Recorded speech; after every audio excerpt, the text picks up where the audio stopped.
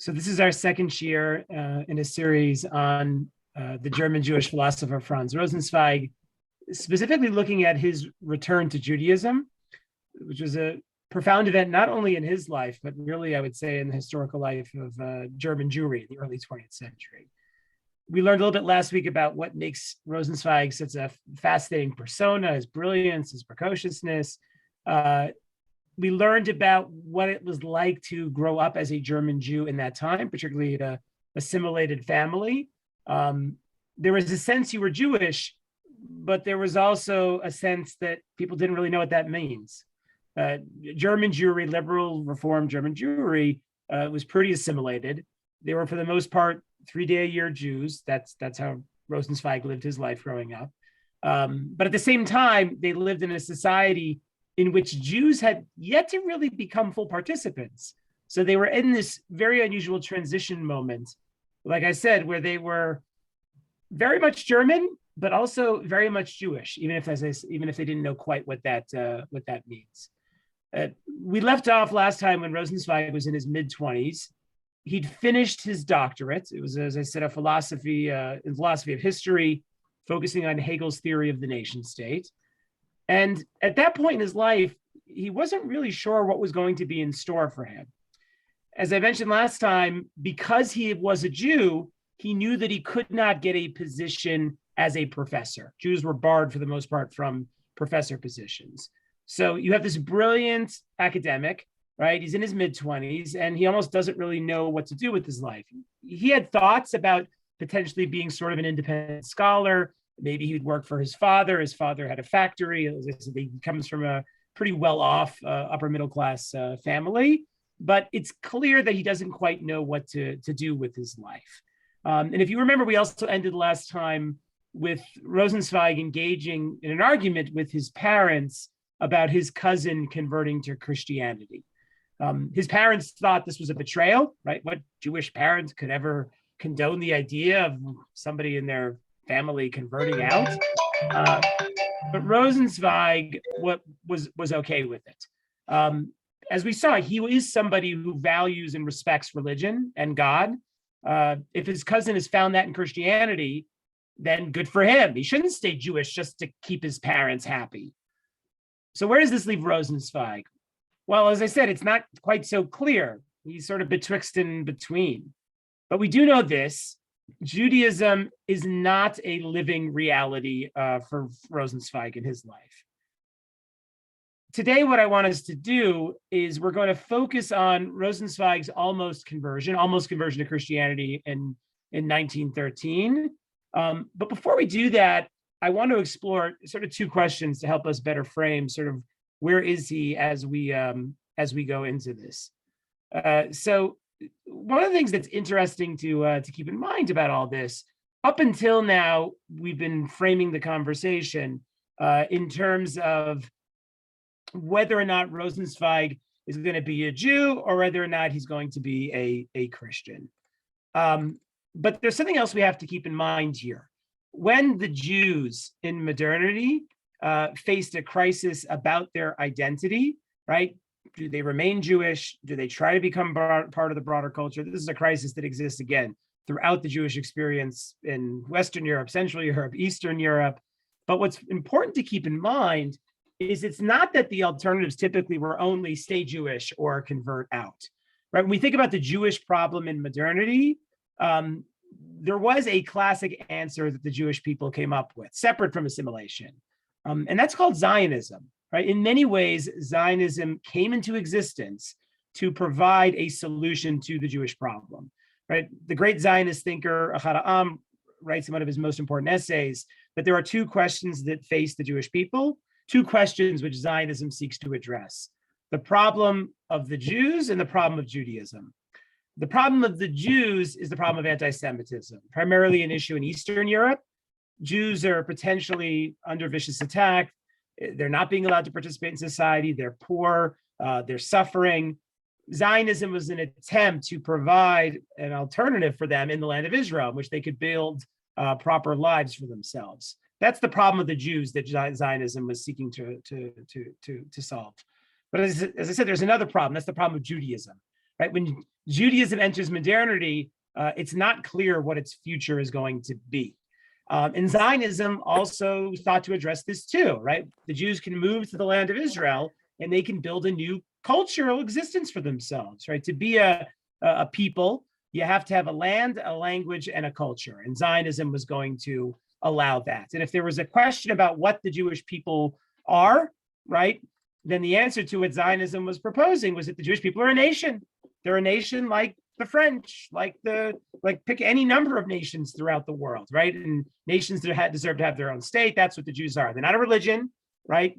They're a nation, right? That was the Zionist answer to the Jewish problem. And there were a lot of Zionists in Germany, right? So it was certainly an option for Rosenzweig to say, okay, I don't know if I'm German, I don't know what Jewish means, but I should at least become a Zionist. So I want to address this because I think it's important to keep in the back of our minds here. Rosenzweig has a little bit of an ambivalent relationship to Zionism throughout his life. Sometimes people want to call him an anti-Zionist. That's not true at all. He's probably best described as a non-Zionist, or as we'll see here, he even describes himself sort of as an unconscious Zionist. So he writes in his journal in 1906. So again, this is when he is 20 years old. He has two friends from college, Dombrowski and Bod. And he writes in his journal how his friends come to him one day and they tell him, Rosenzweig, we've got you figured out. We know where you need to be, what you need to do. And they tell him, we've come to recognize that you are an unconscious Zionist, right? You just don't realize it yet, but that's what you really are. And Rosenzweig writes in his journal, he says, I could be like this if it wasn't for the skepticism that is in me, which prevents me also in this case from making a definitive decision. So Rosenzweig doesn't reject it out of hand that Zionism is bad or Zionism is problematic. He's sort of open to it. What he can't do, though, is feel himself fully commit to the idea of it. Since I think there's two interesting things that come out of this. Number one, this idea of Rosenzweig as an unconscious Zionist. And the reason that's significant is because Rosenzweig loves the Jewish people, right? His whole philosophy in the Star of Redemption is built around the connection that Jews have to each other and ultimately to God, right? The Jewish people is in many ways like the primary building block of Jewish existence for him. And that aligns a lot with what Zionism says, right? Rosenzweig doesn't think the Jews are necessarily a political nation, but he does think they are a collective identity, a collective unit that are bound to each other. That's the first point. The second point, which I think is also significant to keep in mind here, is that Rosenzweig acknowledges his own ambivalence, his own skepticism, right? He's a very passionate individual. You see that in his early writings, but he's never quite sure what to commit to. And he sort of gets caught up in certain ideas and then they don't necessarily work out. And he's profoundly disappointed by that, right? So you see this sort of like passionate person, doesn't quite know what to commit to. And he feels that in his own life. He wants a great cause to commit himself to, and he's struggling to find it. And he's struggling whether or not he can even make that big commitment that a cause ultimately requires. The other text I want to look at too, just before we get to the conversion that wasn't, is another journal entry that he writes in 1906. Again, he's 20 years old, he's relatively young. But what he does in this second piece is he outlines a particularly interesting perspective that frames his connection to Judaism in the years leading up to the conversion of 1913. And what he does to describe his connection to Judaism is he uses the example of Judaism being like an inherited piece of jewelry. It's like a family heirloom. That's the best way to understand what Judaism is, or his relationship to Judaism. So I'll read the piece a little bit and you'll get a sense of it. He says, when a woman disposes of a piece of jewelry that she received as an inheritance, a piece of jewelry that no jeweler today is capable of making anything like it, because her husband is wealthy and is able to purchase another for her that is more beautiful than it, will there not be laughing? So what he's saying here is that the relationship that he and his generation has to their Judaism is like a family heirloom that they inherited. But what's happening is a lot of people are sort of happy to throw that heirloom away. And the reason for that is because they think they'll get a new husband, or in this case, they'll be able to enter into German culture. And what they'll be able to acquire in the process is better than their Judaism, right? They can become Germans, they can become Christians, and they can leave all that crappy old Jewishness behind, right? And who wouldn't want to do that, right? Like, you've got something better, right? You probably have inherited family heirlooms in your home that you would love to just throw out, right? They're just sort of like clutter. Like, why do I want to hold on to this? And that's the way a lot of German Jews experience their Judaism. It's something they inherit. It's a family heirloom. It might even be precious, at least to some. It's hard to make. Maybe nobody can make it. But on the other hand, if we can get something better, that's what really we should do. And Rosenzweig doesn't like that that's the way that most German Jews relate to their Judaism, that they'd be willing to get rid of it. But he recognizes that's the reality. And what he suggests, what he would hope would be the alternative, is as follows. He says, even if you have more and more modern jewelry, I mean, even if you collect a whole bunch of different jewelry, it's possible from time to time to wear the one that was inherited. You can still wear the family heirloom, right? You'd have all the different jewelry, the modern jewelry, the fancy jewelry, but you should keep the family heirloom. You should keep your Judaism. Because at the very least, you can take out the family heirloom and you can wear it from time to time. You can take out your Judaism and sort of, at least from time to time. If, of course, one in fact inherited it, meaning if you didn't actually even get Judaism from your parents, if they weren't even able to give you the 3-day-a-year Jewish experience, which was the case for some German Jews, some of them didn't even get that much, then they don't even have a Jewishness to put on. But if at least if you inherited something that you can call Judaism, then you should hold on to it, and you should take it out from time to time. And he goes on to say, he says, there's no doubt that those who are discerning will say, when they see the woman wearing her beautiful family heirloom, they'll say, ma'am, you're wearing a truly eye-catching brooch today. And if she's able, she can respond with a smile, yes, this is a family heirloom that I inherited. This is truly something. So what's interesting about the metaphor of Judaism being a family heirloom, first off, it's a metaphor that I think actually resonates with a lot of the American Jewish experience. And as I said, there's a lot of parallels between the German Jewish experience in the beginning of the 20th century and the American Jewish experience post-World War II, right? For most German Jews, their connection to Judaism is what you might say it's part of family heritage, it's a cultural connection, and it's a connection primarily built around nostalgia, right? Nostalgia means sort of these warm feelings that we have from our past that we want to hold on to. Right? When I read this, like the kind of image that comes to mind are the American Jews in the, let's say, the 60s, who their Jewishness was like going to see Fiddler on the Roof. Right? It was like a smattering of Yiddish words used in the home, and that's basically it. But it's a nostalgic cultural connection, and it's tenuous. I mean, it sort of keeps people in, but it's ultimately hard to say whether or not a real living Judaism could be built on such a tenuous and weak connection. And keep in mind here, the way Rosenzweig describes it is that even the family heirloom, you're not wearing it all the time, right? You also put on other jewelry. You also wear other cultural identities. I mean, you're an American, you're a German, right? And those identities might even be more primary. But every once in a while, you can at least take out your Jewishness and put it on and parade it around, and people will say, "Oh, look how nice that is." But it's a connection to Judaism. It's a tenuous one, and it's one in which Judaism is not a living reality, and it's not, I would say, an objective truth. It's not something that you say, "Wow, I have to live by this. Wow, this is what determines what my life's going to look like." No, it's a family heirloom. You keep it in the house, and you take it out once in a while, and you feel good every time you take it out once in a while. And the last thing I'll say too about this metaphor, which I think is helpful, family heirlooms are often only beautiful, even though Rosenzweig says, you'll wear it out and other people will say it's beautiful. Oftentimes family heirlooms are only beautiful to the members of the family, right? We keep these things because of our emotional connection to them, because of the memories we have associated, that Bobby wore them, right? That's why we keep it, not always because they're actually beautiful. And I think that's also significant because there's a connection to Jewishness that he's describing here that isn't something that we keep simply because it's beautiful to everybody outside of us, right? It's beautiful because we think it's beautiful because it's part of us and it comes from us. But again, can you really build a Judaism on this? I would say probably not a long-lasting or a vibrant one anyway. And that takes us to Rosenzweig's conversion that wasn't. As I said, this took place in 1913. And the impetus for this was that Rosenzweig had finished his doctorate. And as I said, he wasn't really sure what to do with himself. And he goes and takes classes at the University of Leipzig in Germany, another university.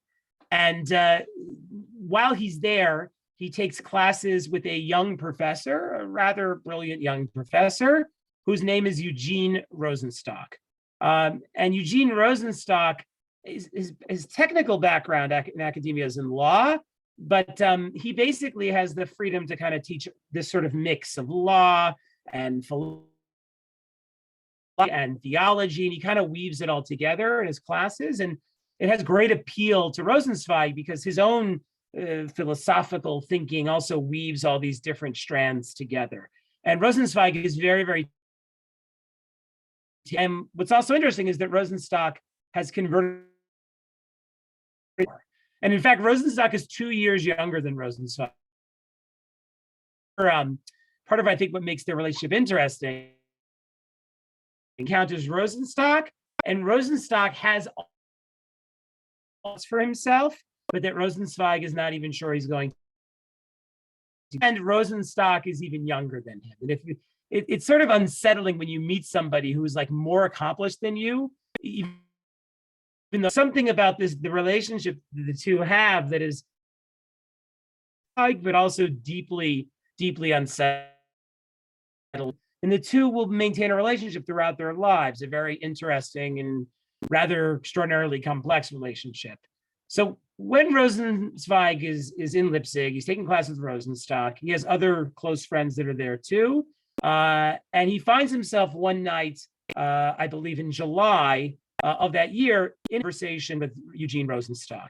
And it's a very, very significant conversation, because what comes out of this conversation is essentially Rosenzweig's decision to convert to Christianity.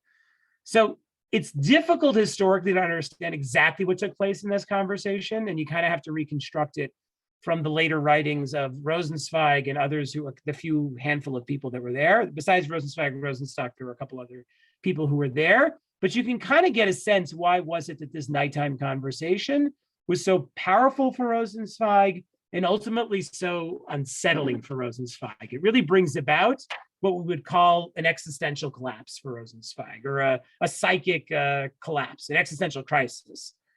After this talk, Rosenzweig's world stops making sense to him, and he questions everything. And he's really not sure what to do with himself. So we have to understand what exactly took place in this talk. What was so disruptive to Rosenzweig and really sets off this path towards conversion to Christianity that, again, as we said, doesn't quite happen. So I'd say there are at least two factors that we can kind of discern in hindsight, a century later, as to what was going on here. The first point is that while Rosenzweig has these religious inclinations, he's not like a secular academic. We've talked about this. He writes about God. He thinks about God. We saw that text when he was 13 years old last time, where he imagines himself as a prophet almost, bringing the Jewish people back to worshiping God and leaving Christianity behind. So Rosenzweig has deep religious inclinations, but he's not able to find a way to make them a reality, because Judaism is not a living reality for him. And when he encounters Rosenstock, he encounters a man who is not just a believer, but a believer who has staked his life on his belief. Because Rosenstock has converted. He's left Judaism behind, and he said, I am going to be a Christian. And his whole philosophy, religious thinking for Rosenstock is prefaced on this commitment to Christianity. And Rosenstock believes that Christianity is a world historical force that will ultimately transform and redeem the world. And that idea is very, very tempting for Rosenzweig.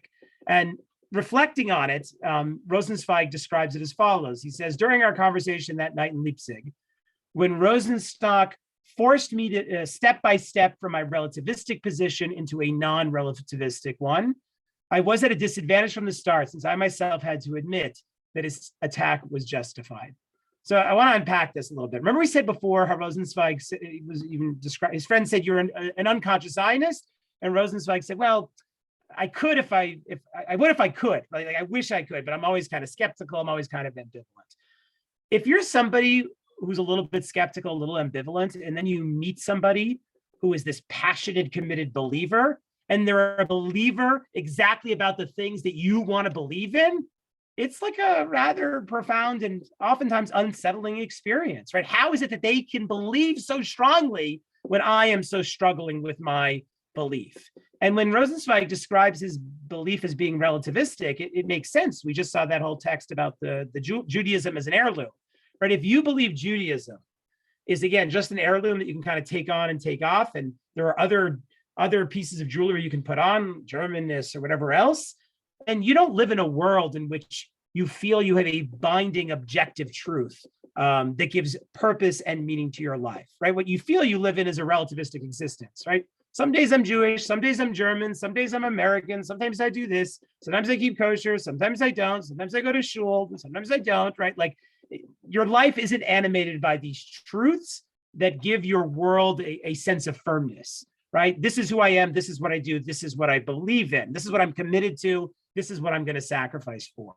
And when Rosenzweig confronts Rosenstock's commitment, right, it really shakes him up, right? He says this here, he feels like he's being attacked, and it really shakes him up. That's the first thing that takes place in this talk. And the second thing that takes place in this talk is that Rosenstock really goes after Rosenzweig to try to justify why he wants to remain a Jew. He really goes hard after him. He's pushing Rosenzweig, why do you want to do this? What's your reasons for this? And again, these are very, very profound, deep thinkers. So they've thought about this. And if they can't come up with a good answer, that really says something. And I won't read the whole description here, but a few years later, Rosenzweig recounts to Rosenstock how he felt that night that Rosenstock was like putting him under the spotlight and really like forcing him to justify why should he remain Jewish. And what Rosenzweig is discovering is he doesn't have a good answer, right? You can almost imagine this like a college conversation. Again, I don't know if you've ever had this experience where you're talking to somebody and they're so passionate and they see the world totally differently than you, and they're making you question everything you see. Their passion, their commitment, they're putting you on the spot, and you realize you can't really justify who you are and the decisions that you've made other than, okay, I was raised this way. That's why I do what I do, right? And when you confront the fact that you only do things because that's what you've always known, it makes you realize, well, maybe there's alternatives out there. Maybe there's a whole different way of being that I haven't thought about. And that really can shake you up, right? So these two dimensions of the talk, as I said, really brought about for Rosenzweig a sense of existential crisis, of psychic collapse. His whole world was kind of becoming undone. And as we said, we're catching him in a transition moment in his life. He doesn't really know what his future holds. He doesn't know what he's going to do. He doesn't know where he belongs. And it's all being, and he describes later on that, as I said, he has an existential collapse. His world's sort of falling apart here. Am I a Jew? What am I? What am I? Am I? And he describes how that night when he came home, that he actually took out a gun. And he says here, near to that complete face-to-face with nothing, right? The face staring into the void. That's what the collapse was like for him. When he comes back to his room, he still feels the void the morning after the night, and took my Browning pistol out of my desk at that time. Prevents a serious and profound moment for him. It may be hard for us to relate to, but I'm sure you have all had moments in your life where you had some experience that really shook you up and made you question everything. And those moments come, and they're very profound moments, and they may even be very religiously important moments too. They certainly were for Rosenzweig, because it forced him to look at the world in a very different fashion. What comes out of this night event is, as I said, Rosenzweig is sort of questioning himself and where he is in the world and what he's going to be. And he ultimately comes to the conclusion that he should convert to Christianity. And it makes sense. He's really taken clearly with Rosenstock's commitment, with his passion, with his faith. Rosenzweig kind of like has always wanted this for himself, but he hasn't known how to actualize it. And he starts to think, Christianity can be the way that I can become that. As I said before, Rosenzweig's conversion is not about, I can just have a better life for myself as a Christian in Germany. It's, if he's going to convert, it's because he believes. And he believes that it offers a way to be in the world that is ultimately redemptive. That's really the most important thing for him. Now, as you can imagine, his family is not happy about his decision to convert. His mother is very much upset by this, his father too. But what he decides over the course of the next couple of months is that he wants to convert to Christianity, but he wants to convert as a Jew. What does that mean? What do you mean convert as a Jew? Well, what he recognizes is that the first converts to Christianity were Jews, but they converted to Christianity as Jews, meaning it was their Judaism that brought them to Christianity, right? They took their Messianic Jewish beliefs and they basically invested them in the figure of Jesus as the Messiah, right? That was how the first Jews became Christians. And Rosenzweig says, you know what, if I'm going to really become a Christian, I've got to become a Christian through my Jewishness, as the first Jews became Christians.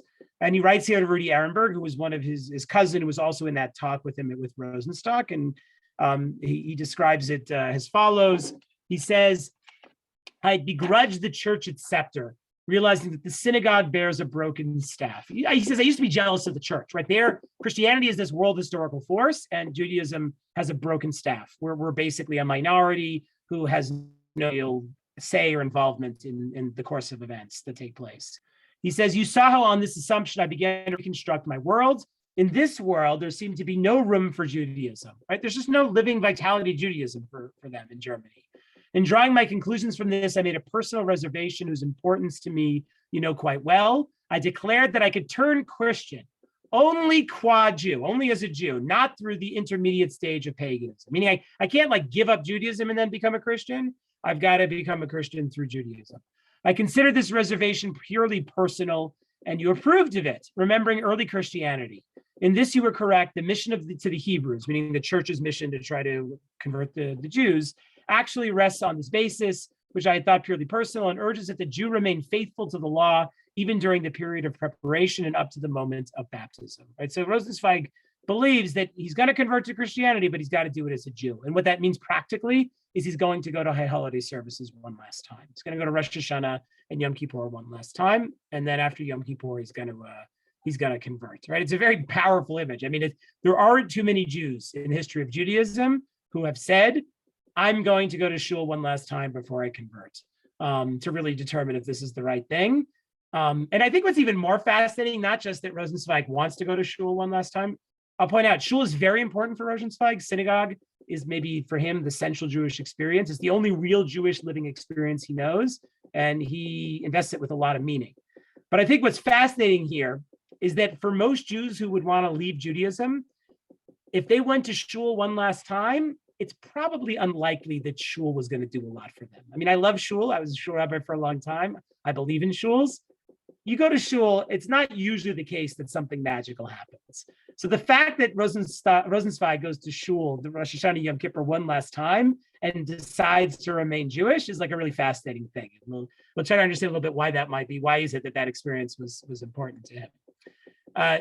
After Yom Kippur, Rosenzweig seemingly has come to the awareness that he's not going to convert. And he sends a letter to Rudy Ehrenberg. He actually doesn't send anything to Rosenstock. He and Rosenstock have this very charged relationship, and he doesn't want to reach out to him right away, but he writes out to his cousin, Rudy, and he says, I must tell you something that will grieve you and may at first appear incomprehensible to you.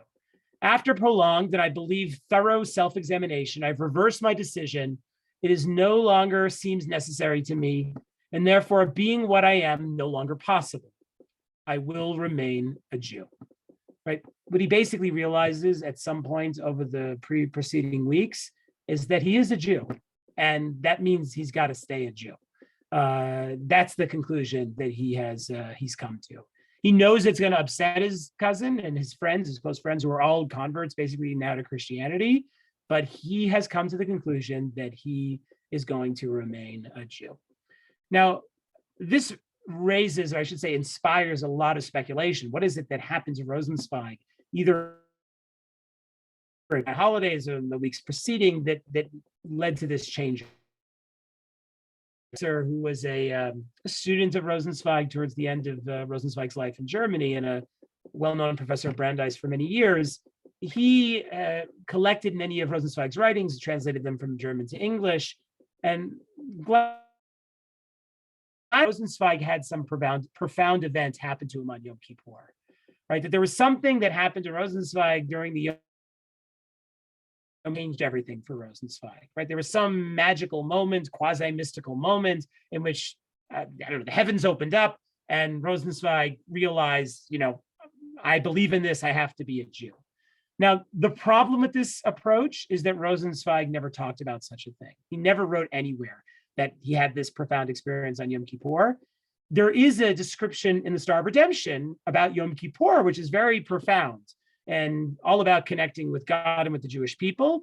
But again, what Glatzer is doing is trying to project the description in the Star of Redemption from that Rosenzweig writes 6 years later onto this one Yom Kippur. It's not so clear that it's the case.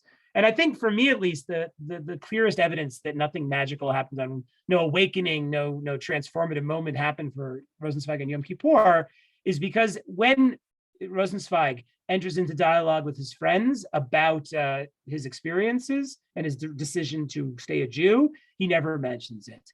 And if you know Rosenzweig, like he talks about everything, and Rosenzweig has later on, you might even say quasi-mystical experiences that he describes. That's a bit of a stretch. He also says he is a total anti-mystic. So we'd have to unpack what does it mean that he has these sort of visionary experiences, but also sees himself as an anti-mystic. But my point is, if he really had something significant happen to him on Yom Kippur, I think we would have some documentation of it. His friends would be open to hearing that, I think.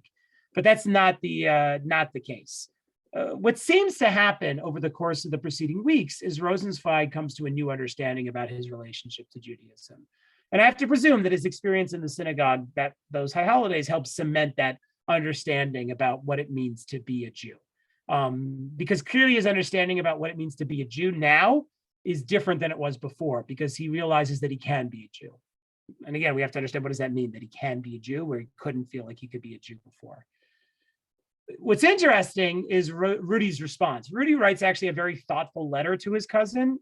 Remember, Rosenzweig was concerned that Rudy might be upset, that Rosenzweig, was going to do this and convert, and now he's backing out of it. And remember, Rosenzweig said about himself that he kind of vacillates a little bit here and there. So you can imagine his friends weren't so certain that this decision to remain a Jew was going to be a lasting one. But Rudy writes a very, very thoughtful response. And here's what he says to Rosenzweig. He says, "But for me, the situation is as follows. In the path you are going, you are permitted to walk towards the new vantage point, this decision to remain a Jew, only if you are able to grab hold of it. Of course, it is forbidden for you to convert to Christianity if you're not compelled. But if you are permitted to remain a Jew, also only if you are able to be the people of Israel. Therefore, even if your theological perspective was 1,000 times correct according to you, for your truth, there remains one single question: to be ready to dedicate your life for Judaism. In other words, have you accepted this commandment from God?" And Rudy asked something, I think this is fascinating personally. He's saying to Rosenzweig, it's great that you've come to the conclusion that you're still a Jew and that you need to be Jewish, but you can only really do this if you fundamentally believe it, if you are willing to stake your life on it, right? This has to be something that's so real for you, Franz, that your whole life is going to change going forward. This is going to be the commitment that your Jewishness for you is as a commandment from God, right? That's how it has to feel for you, right? And I think part of the reason I find this so profound is that, this is coming from a man who is a Christian at this point in his life. But he says something that as a rabbi, I want to say to all Jews who are struggling, am I Orthodox or am I not, right? Am I Jewish or am I not? Should I be secular? What am I? Where do I go? What should my connection to Judaism really be? And there's always a part of me that wants to tell them, if you really want to be a Jew, you have to feel it with every fiber of your being, right? You have to feel that it's a living commandment from God for you. Because if not, then it's just that family heirloom. And it's like, whatever, what are you doing? Leave it. Maybe you're going to take it out once in a while, but leave me alone. I don't really want to have anything to do with you. So this is the challenge that he lays before, Rosenzweig here. Do you really believe in this? Are you willing to stake your life on this? Are you willing to make the sacrifices and commit to this? And he goes on to say, he says to Rosenzweig, you're no longer a Jew by chance, right? We're all on a certain level a Jew by chance because we're all just born a Jew. It's not up to us. We don't choose it. Christians, in contrast, right? Christianity, Protestant Christianity, especially in Germany, puts the emphasis on personal belief. You're a Christian because you believe. And at some point in your life, you have to affirm that belief, right? You got to have that baptism, that affirmation of belief. You're born again as a Christian. Jews, however, are only born once, and we're only born once as a Jew. In a sense, we're all Jews by chance. But his point to Rosenzweig is going forward, you're no longer just a Jew by chance. It's not just an accident of history. It has to be something that, again, becomes a living, commanding force in your life. And in many ways, again, he's talking here to all of us as modern Jews, right? If you want to be a Jew today, you can no longer be just a Jew by chance. A Jew by chance is the Jew whose Jewishness is a family heirloom they take out once in a while, but as we know, that heirloom can get lost, or somebody's probably going to throw it away at some point, right? To be a Jew today means more than being a Jew by chance. That option has been closed to us ever since modernity opened the gates so that we can participate fully in society. He goes on, he says, regardless, you are obligated now to be a Jew in the world. You must use other names and teach different teachings. But if you're going to be a Jew, Franz, your life's got to look really different. The language you use, the rituals that you engage in, your behavior, your relationships, it's all got to change if you're really committed to this. You do not need to be a rabbi. This is, again, something I love. What do you mean you don't need to be a rabbi? I guess Rudy is just like kind of profoundly insightful here. What every Baal Tshuva needs to be told when they have this awakening that they want to commit themselves fully to Judaism, the first thing that they are often told and probably need to be told is don't think that to become a committed Jew, you have to become a rabbi, right? Don't run to being a rabbi, right? There's other ways to be Jewish without being a rabbi. And Rudy goes on to say here, you're able to support yourself. You can work in your father's factory. You can be a doctor or a lawyer, plenty of good Jewish doctors and lawyers. And in your profession, make enough to support you and your children. But a profession must now be less than a diaphoron. Are you able to do this? A diaphoron is a Greek word. It just means your profession doesn't mean so much. Because before, Rosenzweig had these, great, ambitions. Could I be a professor? Could I be an intellectual? Should I be a Christian? Would that make it possible? But if he remains a Jew, all those avenues are closed to him, right? Work's just going to be parnassa. And you're going to have to live your life as a Jew, like sort of on the margins. And he knows that's not easy for Rosenzweig because Rosenzweig has these great ambitions. Rosenzweig, has the capacity to be a profound intellectual who could help change the world, right? So to go say, well, you're just going to have to go be a lawyer and live that sort of marginal Jewish life, that's a real challenge for Rosenzweig. But that may very well be what this commitment to Judaism requires of him. We'll turn now to what Rosenzweig's response is. And what you'll start seeing is you'll get a sense of the sort of philosophical underpinnings that sit behind Rosenzweig's commitment to remain a Jew. So first, he acknowledges the challenge that Rudy is putting before him, right? This challenge that he can only really be a Jew if he's willing to commit fully to it. He says, regarding all that you have written about the subjective question, I was not able when I read your words except to respond yes. And again, yes. And without even blinking an eye, yes. Meaning when Ehrenberg was challenging him, like, do you believe this? Are you willing to stake your life on this? Do you feel this is a mitzvah from God? Rosenzweig said when he read that letter, he kept saying yes, like that. Yes, I feel that way. I have found something firm, rigid, absolute that is my truth now going forward. He says, this is exactly what I intended when I defined as problematic the connection of an individual Jew to Israel only as a practical problem. From a theoretical perspective, there is no way to grasp it at all. For me now, this is the deciding matter. After I realized that I was successful to reveal the objective necessity, what will come out of this in the end today, I do not know. Right? The challenge that Rosenzweig has is that he wants to be a Jew. He desperately wants to be a Jew, but he really doesn't know what that means. Right? He didn't have much of a Jewish education, though he's surprisingly religiously informed. Even in this letter, you'll see he will cite biblical verses. Like he has a much more profound understanding of Judaism than 99% of assimilated American Jews. Like he really does get a lot of what it means to be Jewish, but he doesn't understand what the living reality of Judaism would be as a religious life, as a real life. And so this question about he wants to stake his life on being Jewish, but he doesn't know what that means, and that's a real problem for him. He continues. He says, "I begin from the same place that I discovered this new awareness, from this recognition, and I remain in this recognition as long as I am successful to make progress in a concrete manner in the new ways. Right? I have this new commitment, this new belief, this new worldview that I'm fully giving myself over to, and I'm going to keep at it as I try to make progress in terms of understanding what it means to be a Jew." He says, "Obviously, it's up to me to be patient because I don't even have the simplest tools. I don't have a real Jewish education. I don't fully understand what it means to be Jewish. So this is going to be a long process. It's going to be a slow process, and it's not going to be an easy process. And again, you see some of Rosenzweig's brilliance here. He desperately wants this. He understands who he finally is now, but he's not just jumping right into something right away just because of that. He's willing to let a process play out so he can really fully understand and internalize what does his Jewishness mean. He goes on to say, he says, even the problem of choosing a profession is not so simple as you might think.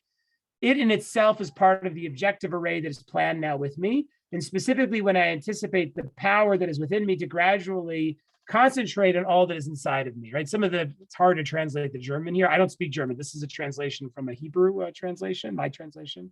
But what he's saying here is I've got to figure out what's going on. I got to look inside me and understand who I am and where I need to go. But what comes out of this realization, as he said, choosing a profession is not such a simple thing. What he's come to realize, Rosenzweig, he says, it is clear to me that I and people in general are not at all able to be like raw material in the hands of the will, that we will be able to fulfill this concentration until its end. So what Rosenzweig says in the last part here, and this is very, very significant, he's saying who we are and who we become in the world isn't always up to us. It's not something that we can just so easily choose. Now, what's striking is that normally when somebody comes to a new awareness about who they are and the way the world needs to be for them, they want to give you all these reasons and justifications for it, right? And that's what you would expect in this letter from Franz. You'd expect him to say to his friend, right, I'm remaining a Jew and here are the reasons why, right? This is critical, right? And we would expect him to start giving all these reasons and justifications. Either I had this transformative awakening, or, here are the proofs why Judaism is true to me, right? We would expect some of that. And in fact, we get like none of that.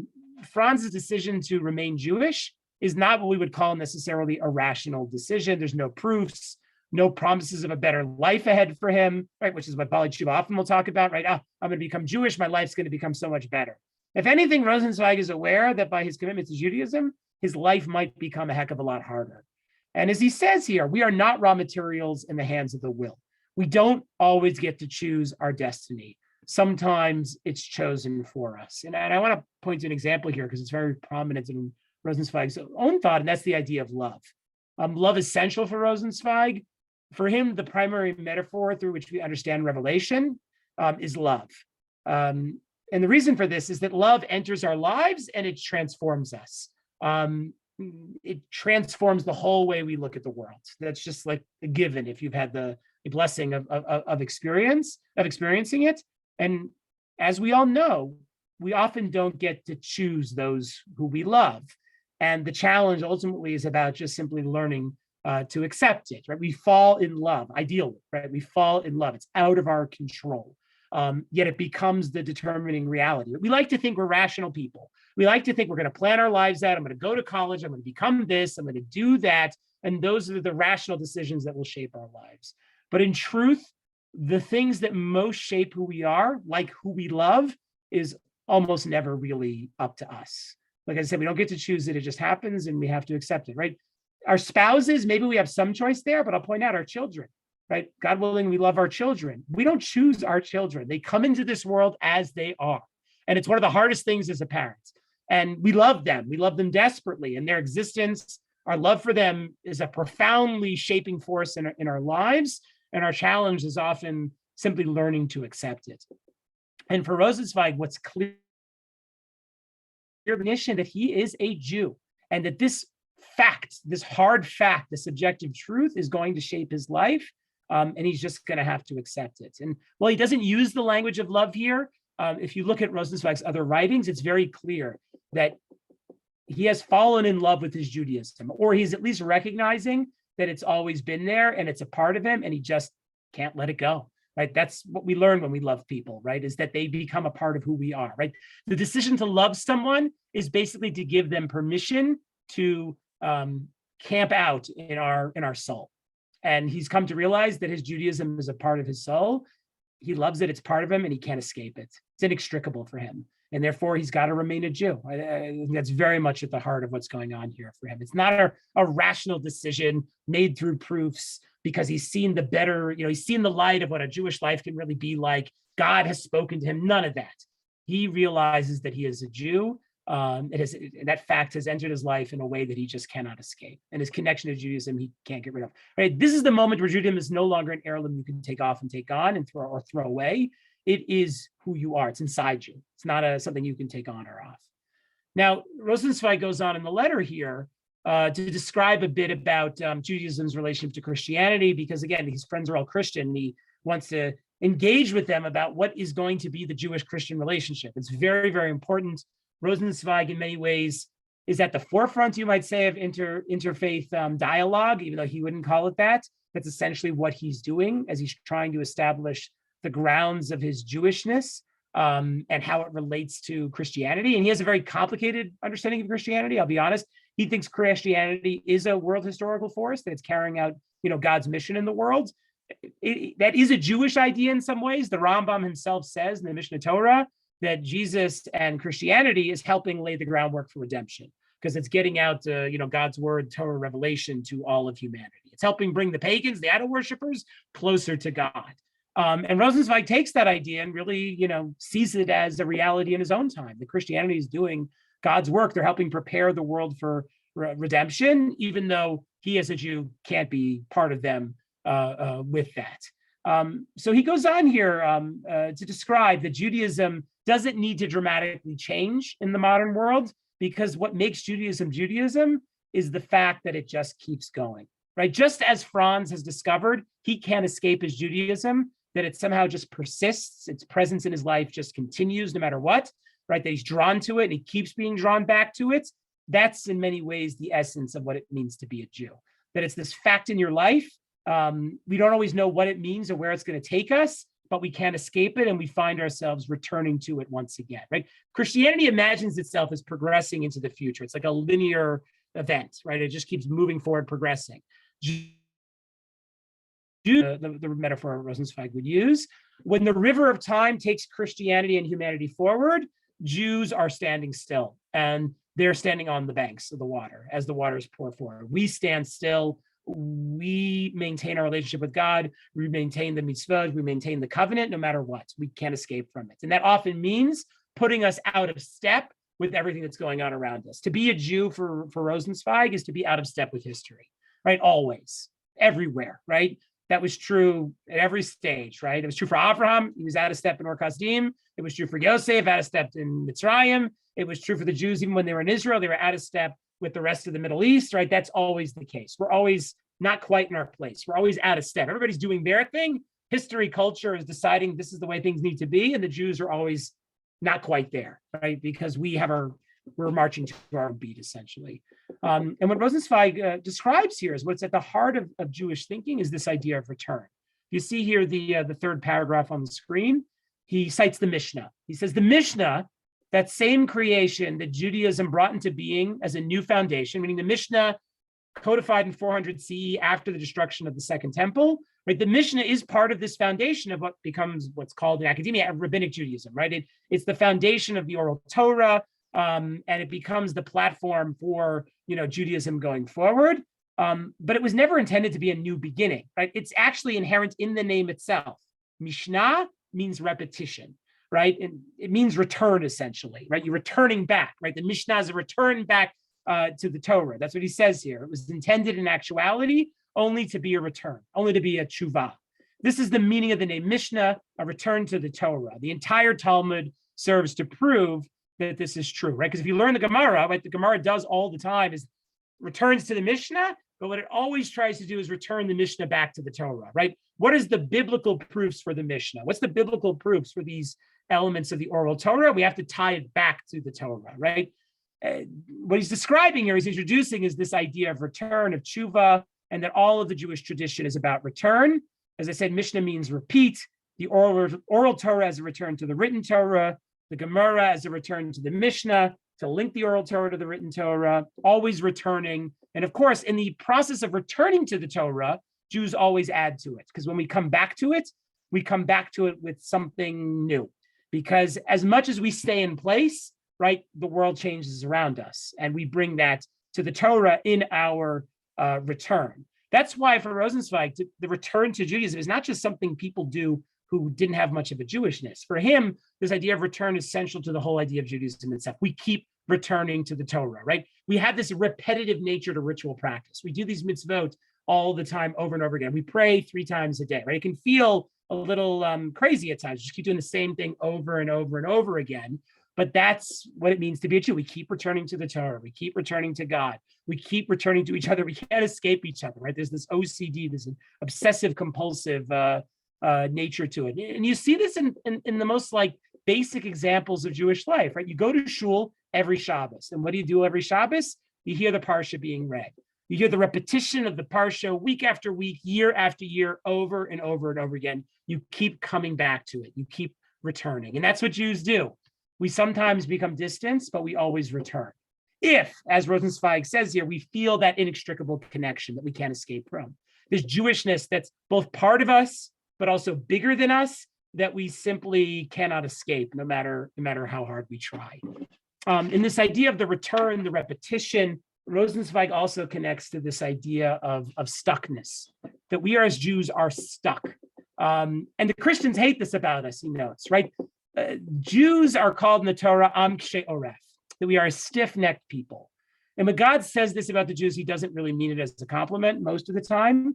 He uses it in description of the Jews after they've left Egypt, because they keep not listening to the covenants and the mitzvot that God is giving them. Right? The Jews keep wanting to go back to Egypt. They keep turning back, to idols. Right? They're so stiff-necked, and the metaphor here of being stiff-necked is not just stubborn, but the Ibn Ezra actually points out in Shemot. Right? Someone who's stiff-necked, you call out to them and they don't turn around to respond. Right? And that's the difficulty of being a Jew from God's perspective, is that we're still like stuck in Egypt. And no matter how much he keeps calling out to us, at least in the Torah and the Chumash, right? We keep failing to turn around. That's the bad side about being am kshei oref. But there's a good side about being am kshei oref too, which Rosenzweig points out. And that if we Jews are a stubborn people, and guess what? Like, I can say this as a shul rabbi, we are a very, very stubborn people. It's not easy to love Jews. But if Jews are stubborn, it's stubborn for bad and also stubborn for good. Because it means when Jews are connected to something, they don't let it go, right? Jews don't let it go when they're connected. They cling to God, to Torah, no matter what. And we see this throughout Jewish history, right? No matter how bad things get, Jews still stick to being Jewish. They keep returning to Judaism, right? Rosenzweig did not live through the Holocaust, but the Holocaust in many ways should have ended Judaism, right? How can you have faith after the Holocaust? It's absurd, right? How can you even be committed to anything after the Holocaust? Yet, like, what happened, right? And we saw this in our shul, right? Cedar Sinai Synagogue, right? Even amongst Holocaust survivors. Somehow they found a way to keep returning to Judaism, right? They were too stubborn to leave it behind. And there's something very, very profound about that Rosenzweig is noting here. The Christians see us as stubborn because we won't accept the New Testament, we won't accept Jesus, right? That's what makes us stubborn. And so when the Torah calls us stubborn and God calls us stubborn, the Christians say that's because we're bad, we're worthless. God's broken his covenant with us because we're stubborn and we're sinners. What they don't realize, the Christians, Rosenzweig points out, is that our stubbornness is actually part of who we are in a good way too, and that God has not broken his covenant with us, and that there is always a possibility of return for the Jew. There's always a possibility of tshuva, and he says here, he actually points out something very interesting. There isn't really no equivalent in Christianity for tshuva, right? Rosenzweig says what's for Jews tshuva is for Christians conversion. And he has this wonderful line. Rosenzweig has an amazing way with words. He says this distinction between tshuva in the Torah and conversion in the New Testament is one of the points of world historical importance written on the pages of the dictionary, right? The famous moment of conversion in the New Testament is Paul on the road to Damascus when he has this vision of Jesus, right? And his whole life is forever transformed. That's not the way it works for Jews. For Jews, it's about tshuva. We don't start anew, right? We don't suddenly make a break and start anew. We've always been Jews. We're born Jews, right? Christians really aren't born Christians. They have to affirm it later on. Like I said, they're born again. We're born Jews. And the challenge is whether we can recognize our Jewishness and keep finding a way to return to it. And that stubbornness, that stuckness to our Judaism, is very, very significant for Rosenzweig. It is this irrational connection. We can't escape. It's part of us, and it's bigger than us, and it can't be explained. But it's part of who we are. And in many ways, when I think back to my shul experience, the model here for what it means to be a Jew for Rosenzweig, it's to be a Yizkor Jew. It's to be a Jew who comes to shul just for Yizkor. And we had a not insignificant number of these at Cedar Sinai Synagogue. It was really fascinating to me. You know, there were Jews who only come 3 days a year, but then there were Jews who only come for Yizkor. It's even less than that. And the fascinating thing about Yizkor Jews is I'm honestly not sure, because they would only come for Yizkor, for that 45 minutes of Yizkor. I never even spoke to most of these people. There'd be 20 or 30 that would just show up for that 40 minutes and then they would leave. So how could I speak to them? They came in the middle of the service, they left before it ended, but they would come, time after time, year after year. And it was shocking to me because what was also clear for these Yizkor Jews is that I'm not sure outside of that shul, that time they were in Yizkor, that you would know they were Jews at all, right? There was almost like nothing about them that was Jewish, right? They were so assimilated. It was pretty clear to me that was the case, yet somehow they kept finding their way back for Yizkor. And I don't think they could have explained it. They weren't going to give you rational explanations or reasons why they would come for Yizkor, right? But something kept calling to them. And it was a call they couldn't refuse. And they just kept coming. They kept returning. And that is, for Rosenzweig, the foundation of Jewishness, this call that you can't escape and stand it. And for Rosenzweig, that is the kernel upon which everything can be built. But without it, your Jewishness is simply not going to last. It's going to be an heirloom that basically gets thrown away. The last point I'll make here is at the end of the letter, he recognizes to Ehrenberg that his friends, that Rosenzweig's friends, are skeptical whether Rosenzweig's commitment to this is really going to last. Because they know, like I've said, that he had a hard time staying, he's passionate, but he had a hard time staying committed to things. Is this newfound realization, this new awakening of his Jewishness really going to last? And here's what he says at the end. He says, "It's obvious that I'm no longer in the place I was before the summer, but what you wrote to Hans, their other cousin, about my new awakening appears to me to be incorrect." When he told Hans, Rosenzweig's not going to stick with this. Rosenzweig says, "The willingness of Abraham to bind his son is the paradigm for the spiritual life of Jews." And I wanted to bring this obviously because it's the parsha this week. Now, what Rosenzweig is saying here is not that to be a Jew, you got to sacrifice your son, or that you should look to sacrifice your son, or that's okay. That's obviously not true. He's pointing to the willingness of Abraham to sacrifice to God, to feel this connection to God that Abraham simply can't escape, right? No matter what, no matter the cost, right? That's the paradigm for what it means to be a Jew. So if his friends think Rosenzweig's not going to stick with this, Rosenzweig's saying to them, you know what? I have the model of Abraham. That's what's running through my veins. That's my father. And what he shows is that Jews will find a way, because Jews, no matter what, we always find a way. Through the worst of it, we keep finding a way to continue to remain and to return to Torah and to God and to each other. Oftentimes, when it's inexplicable, when it doesn't make sense, we keep finding a way. I'll conclude with just a citation from the Star of Redemption, because Rosenzweig takes this idea of this connection, this commitment, this stuckness, this stubbornness, this return, this repetition, this sense of Jewishness that one just can't escape. And he makes it in the Star of Redemption a major foundation point for how he thinks about Jewishness. And Judaism always requires a remnant, he says. There's always a portion of Jews who are going to stick with it. And without them, everybody else would kind of fade away. All the other Jews would kind of fade away. We need a core that is just going to commit to it no matter what, that they'll just be here. No matter what happens, right? Doesn't matter if aliens come, doesn't matter if global warming comes, right? That there's going to be some Jews that just hold on no matter what. For Rosenzweig, this is a model of what it really profoundly means to be Judaism. If you see here in the second paragraph, and he says, the man in Judaism is always somehow a remnant. What does that mean? He's always somehow one who remains. An inside whose outside was seized by the river of the world and driven off, while he himself, that which remains of him, remains standing on the shore, right? History is a river. This is the famous parable of Heraclitus, a Greek philosopher, which Rosenzweig cites in multiple places. History progresses forward. The world changes, life changes.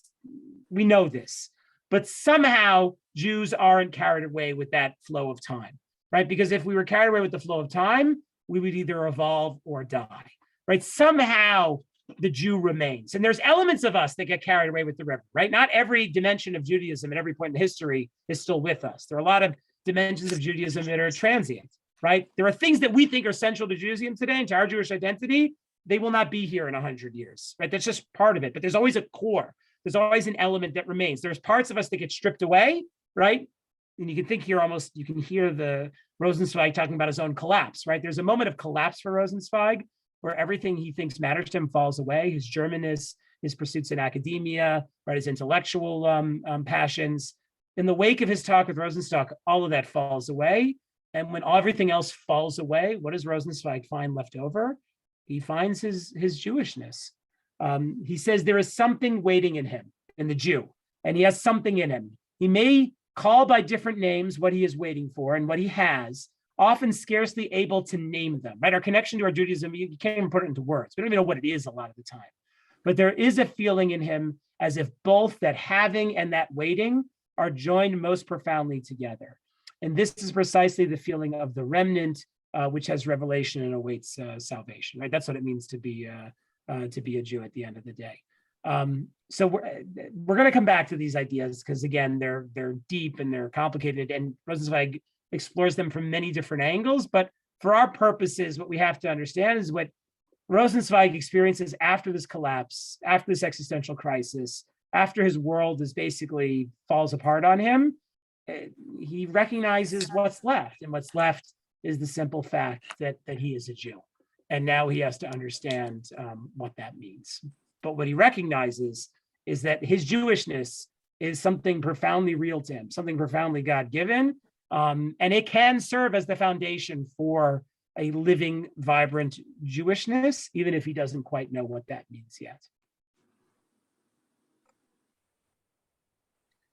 So I know we went a couple minutes over. I'm happy to stay if anybody has any comments or questions, and hope everybody's doing well. It's good to see you, Anita. It's good to see you too, Rabbi.